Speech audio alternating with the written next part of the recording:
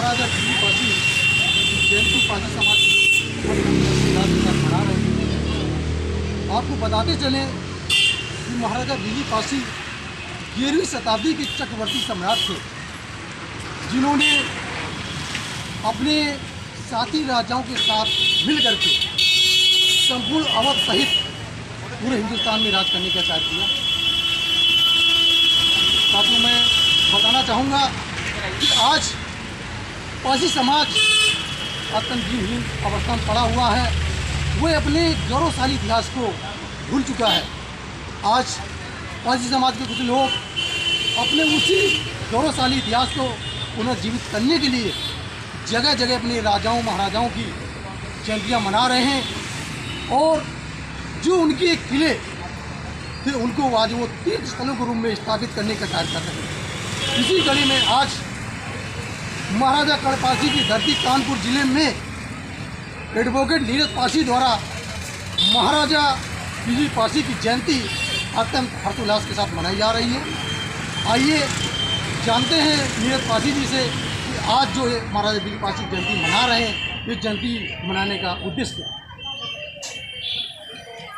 आपका बहुत बहुत स्वागत है। मैं ये जानना चाहता हूँ कि आज जो महाराजा बिजली पासी की जयंती आप मना रहे हैं, ये जयंती मनाने का मुख्य उद्देश्य क्या है। आप जान रहे हैं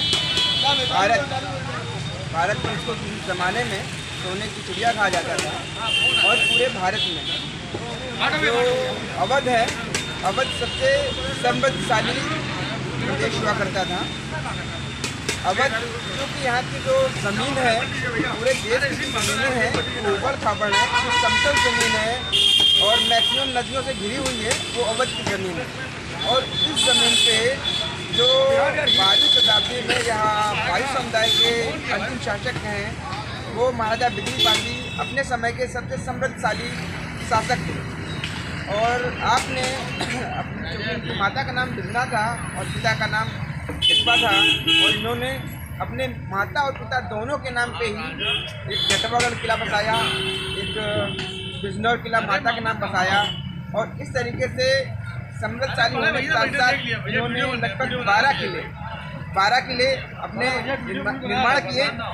आज भी आप देखते हैं, लखनऊ जाते हैं, लखनऊ में जो पासी किला है वो महाराजा बिजली पासी का है। लंबे क्षेत्र में फलता फूलता राज्य था और जिसको देखकर उस समय के कन्नौज के राजा जयसन काफ़ी भयभीत थे, क्योंकि आपके पास संपन्नता थी और संपन्नता के साथ साथ आपके पास कुशल योद्धा थे। तो उन्हें एक तरीके से भय था कि कहीं ना कहीं उनके राज्य को उनसे समस्याएं तो नहीं हैं। और इसी को देखकर जो राजा जयसन थे, उन्होंने महाराजा बिजली पासी के मित्र राजा सातनकोट के राजा सातन पासी पे लगान का एक भारी भरकम दबाव बनाया कि आप हमें लगान दें और हमारे अधीन राज्य करें। तो उस युद्ध में जब जयसन ने एक बड़ी सेना के साथ महाराजा सातन पासी पे आक्रमण कराए उनके किले पे, तो महाराजा सातन पासी चूँकि खुद ही वो बहुत बहादुर थे, तो उन्होंने उस युद्ध में जो जयसन थे उनकी सेना को मार भगाया। और उससे जयसन को बहुत ही ज़्यादा जयसन ने अपने आप को अपमानित समझा, क्योंकि अपने ज़माने में जयसन भी उस ज़माने में एक बहुत बड़ी सेना के नायक थे और बहुत बड़ा राज था उनका। तो एक पट्टी के सरदार से वो हारे, उस हार पे उन्हें बहुत ही गलन हुई और वो कहीं मुँह खाने काबिल नहीं रहे। तो उनके दिमाग में एक कूटनीति चली उन्होंने कि क्यों ना हम ताकत तो नहीं हरा सकते हैं, क्यों ना इनको इस तरीके से ऐसा माहौल बनाएं कि इन्हें इस तरीके परास्त किया जाए। और उसको देखते हुए जयसन ने उस समय जो महोबा के जो लड़ाके थे आला और उदल, क्योंकि आला उदल को वहाँ स्थापित किया गया था, आला उदल को उन्होंने बड़े राज का लोभ दिया और कहा हमारी पूरी सेना आपके साथ में है, आप वर्तमान में दुनिया में जाने जा रहे हो सेना के लिए, क्यों ना आप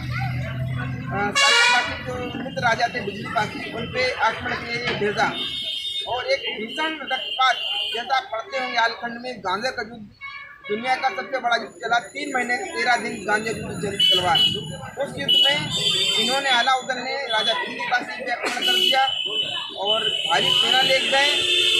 उस युद्ध में महाराजा दिल्ली पासी के जो मित्र के राजा थे देवामाती पासी, उन्होंने उन्हें ललकारा और वहाँ पे जाके आला को जो साले के जोगा बोगा उनको मार गिराया और भीषण रक्तपात में अलाउद्दीन को मैदान छोड़ के भागना पड़ा। तो ऐसे पराक्रमी राजा महाराजा दिल्ली पासी जिन्होंने अपने आप को बढ़ाया, 12 किलो निर्माण कराया, संपन्नता दिखाई, प्रजा खुश थी, समाज से प्रेरणा ले। जैसा कि आपने बताया कि पारसी समाज में अनेक राजा महाराजा हुए जिन्होंने अवध सहित संपूर्ण भारतवर्ष में राज करने के कार्य किया। आज क्या कारण है कि पारसी समाज दीनहीन अवस्था में पड़ा हुआ है, जो कभी शासक था आज वो शोषी समाज बना हुआ है? इसका बड़ा कारण ये है कि पारसी समाज स्वाभिमानी रहा है, स्वाभिमान ने कभी समझौता नहीं किया। जिसका परिणाम ये रहा कि जो यहाँ के राजा अपने राज्य को विस्तार करने में अवश्य कंट्रोल नहीं पाए, उन्होंने मुगलिया सल्तनत से समझौता किया और यहाँ पे एक तरीके से मुगलिया शासन को नींव रखी और जो पारसी समुदाय था सबने स्वतंत्रता स्वीकार कर ली, उनकी अधीनता स्वीकार की मुगलिया शासन की। पारसी ने स्वीकार नहीं की और ये इन्हें आखिरकार अपने स्वाभिमान के लिए जंगल भागना पड़ा। जंगल में रहे तो कहीं ना कहीं सारा राजपाट टूटा, जंगल रहे। और उसके बाद मुगलिया सल्तनत जैसे ब्रिटिशर्स आए, अंग्रेज आए और अंग्रेज़ों ने यहाँ जब राज किया तो सबने अंग्रेजों की अधीनता स्वीकार कर ली। सब लोगों ने, जो मुस्लिमों ने मुसलमान बनाए थे, अंग्रेजों ने मुझे भी दर बना दिया। पारसी वहाँ भी नहीं चुका, ये भी जंगल में रहा, लंबे समय किन्नर ट्राइब पे मुक्ता। तो समाज से जो धारा की विकास की पिछड़ता चला गया जंगल में रहने के कारण, अकेले रहने का। तो बनी बात है लंबे समय से सैकड़ों साल अंग्रेजों ने रखा, मुगल शासन रखा, तो बनी बात है जो समाज को सुधर जाएगा तो पीछे चला ही जाएगा। आज़ादी के बाद जो आदमी आज़ादी के बाद तक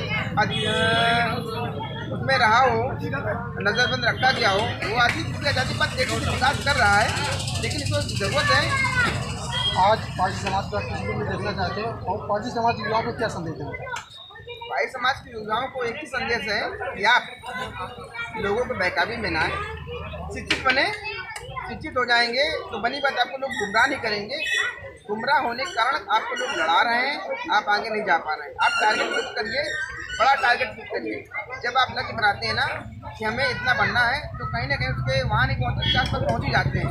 अगर आप प्रयास ही नहीं करेंगे तो आगे नहीं जाना मुश्किल है।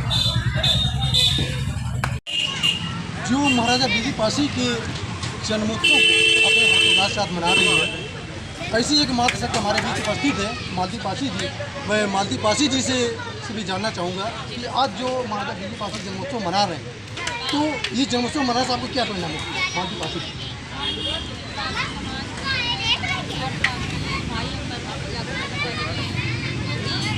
हम जान रहे हैं, अरे आप बैठते रहे, आप बहुत बैठे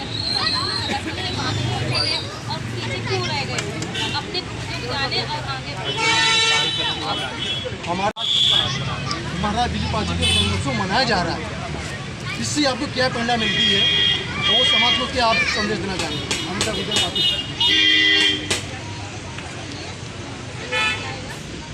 चलिए यहाँ से वहाँ ठीक है, यहाँ से बहुत अच्छा ठीक है।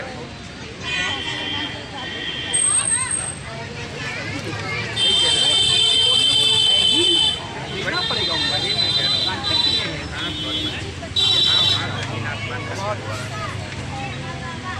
यहाँ पे कोई मतलब नहीं, बहुत चली बात है।